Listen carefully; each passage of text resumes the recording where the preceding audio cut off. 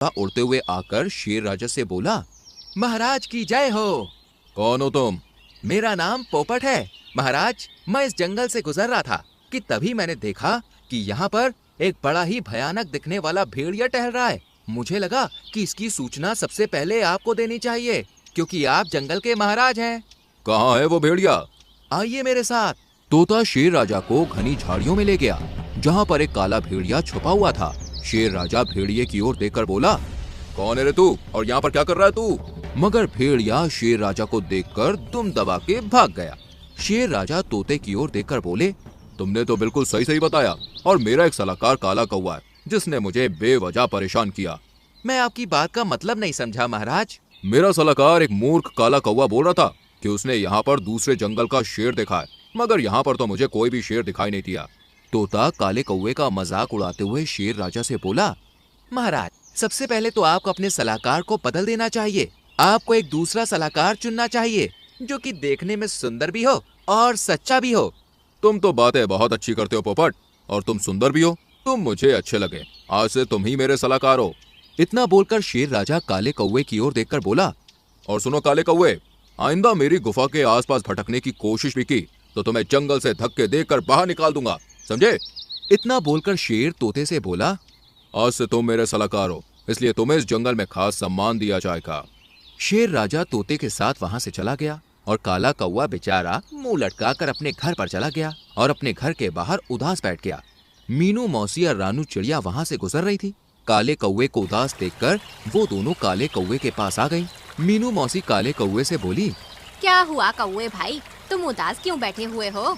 मीनू मौसी सही कह रही है कौवे भाई, तुम तो हमेशा हंसते गाते रहते थे और गुनगुनाते रहते थे और जंगल में हर जगह महाराज की तारीफ के गुणगान करते रहते थे। तुम्हें इस तरह से पहले उदास कभी नहीं देखा। काला कौवा मीनू मौसी और रानू चिड़िया को सारी घटना बताते हुए बोला, मेरी बात का विश्वास करो, मैंने अपनी आंखों से उस जगह पर किसी दूसरे शेर को देखा था, मगर महाराज ने मेरी बात पर विश्वास नहीं किया, बल्कि उस तोते की बात में आकर मुझे अपमानित भी किया और मुझे सलाहकार के पद से भी हटा दिया। मैंने महाराज की अब तक कितनी सेवा की, क्या मुझे महाराज की सेवा का ये फल मिलना चाहिए था?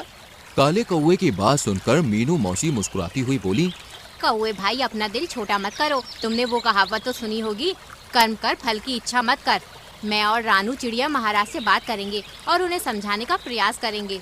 मीनू मौसी और रानू चिड़िया शेर राजा के पास पहुंच गईं। मीनू मौसी और रानू चिड़िया को देखकर पोपट तोता शेर राजा से बोला, महाराज मेरी समझ में नहीं आता कि आप जंगल के शेर हैं या किसी चिड़ियाघर के।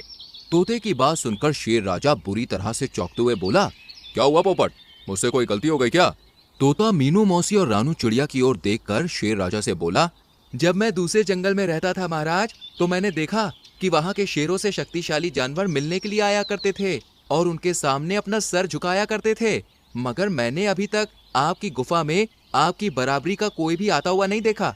अब आप ही बताइए कि इन मामूली चिड़िया का आपकी गुफा में क्या काम है?